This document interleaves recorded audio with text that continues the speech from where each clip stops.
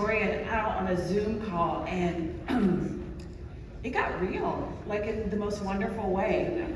I walked away from that conversation silent. It takes a lot to shut me up, because you guys gave me a lot to think about. And hopefully we'll do the same for all of you today. So, we have surveyed a group a few weeks ago, and the issues that rose to the top included workforce issues, funding, legislative issues, and political support for visitor economies. Now, as we begin to prep for this session, we really wanted to take a deeper dive into some of the issues that many destinations are dealing with. We talked about creating welcoming and inclusive environments in different cultures in the US, Canada, and Europe. And the end-game question we came up with was, how can we be better humans? We're gonna start with the light stuff. How can we be better humans, Al? Well, look, that is a really deep question, right? But I think we're in a different place in our world right now for all of us as leaders, that folks are looking at us, our teams are looking at us, we got our families looking at us, of how do we lead better. It used to be CEOs in the DMO space, you book a hotel room, you bring a convention to town, you're a rock star. Now it's different. I think we're in a place now that our teams, we're in the people business, and our people are looking at us to feel valued, to feel respected, and to feel wanted. And I think as how can we become a better human, I think we have to embrace all of our teammates. We can no longer lead from a perspective of we're concerned about title, we're concerned about pay, and we're concerned about power. I believe that our workers, folks who are with us, they want to be heard. And we need to embrace them and bring them in. And I think as to be a better human, I think we have to listen to people. We have to value them and have a good conversation. I'll give you an example of what I've tried to do just recently, the last 6 months, is I've put together what I call a peer consulting group of individuals on my team that don't interact with me on a day-to-day basis. They come from every community in my organization, and I meet with them once a quarter to just hear from them. What should we be doing, helping me with my blind spots? Because all of us as CEOs, we're flying 30,000 feet up, doing all this other stuff, but inside of organizations, we're not listening to the teammates. So I'm meeting with these individuals, and what came from the first meeting, they said to me, Al, teammates don't say good morning to me. They don't say hello. They don't make me feel of value. And that's a little thing as a leader, but I think it's important because now folks want to know, are they a part of the organization? And I think as the CEOs, senior leaders, if we don't listen to that, folks got so many options, they don't have to be at Visit Baltimore. So we have to pay more attention and be intentional about listening to our team. And that's where I go from a human standpoint. I want to listen to everybody, regardless of where they come from, and they're going to be different from me. Different experiences, speak different, look different, but they should be valued. And I think that's the challenge of CEOs to become a better human. How do we value someone who looks different than you? I appreciate your transparency. I love that. Victoria, that's it. Hell of a thing to come after. That was incredible. Well, I'm coming into a new destination. I'm coming from the Maritimes. I'm coming from a fairly homogeneous community to an incredibly diverse one. And to step away from staff and to look at the community, it's about adding value to the community through the work that we do. So not looking to add value to the bottom line for hotels or necessarily even the bottom line for restaurants or for retail, but for the broader community, and then to invite everybody into the visitor economy.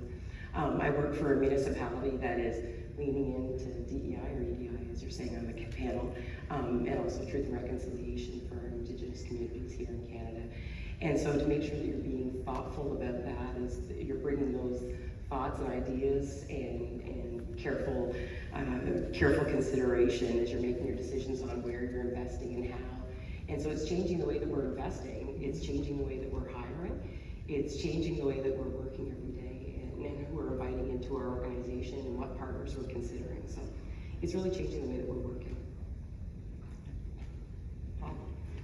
Yeah, pick up some of those points. Hard to follow those answers, but I suppose to be a better human, I suppose it's about giving more than you take always. Trying to figure out how can we give more than we take out of it. I go back to from the work we do with tourism in Ireland is go back to the United Nations Sustainable Development Goals. Look always at the VICE model, the visitor, the industry, the community, the environment, and for pre-COVID we were very much focused on the visitor and the industry and looking at how can we make sure we give a brilliant visitor experience, how can we make sure the industry can economically benefit from it. But I suppose we're now leaning much more into the community and the environment side of that as well, and that's really interesting because we're moving into a place where before, when we talked about I suppose go back to the purpose of tourism. Why tourism? I think it's something we can get stuck in the what and the how, but got to keep asking ourselves why tourism. What is the merit of tourism to the society we live in? What's the merit of tourism to the community that is the host community of those tourists? And for I'm in this role now about 6 years, and for the first 3 or 4 years of that, the answer was simple. It was jobs. What tourism did for Ireland was tourism could create jobs like no other industry could. It could create them throughout the country, and Ireland was coming out of a period of very high unemployment, and those jobs were hugely valued. We're now into a scenario where Ireland is at the highest level of employment it's ever had, practically full employment. There is labour shortages in every sector, and frankly, sectors more important than tourism: healthcare, education, those kind of really key sectors. There's skill shortages and people shortages. So coming back and saying, well, tourism is about jobs is now it's not enough. It's got to be about more than that, and that's where we get into. I know it's on the agenda this afternoon. This area of regenerative tourism, about tourism that gives more than it takes, that leaves the community richer than when before it comes into it. That leaves the environment better, not just not doing any damage, but actually makes the environment better.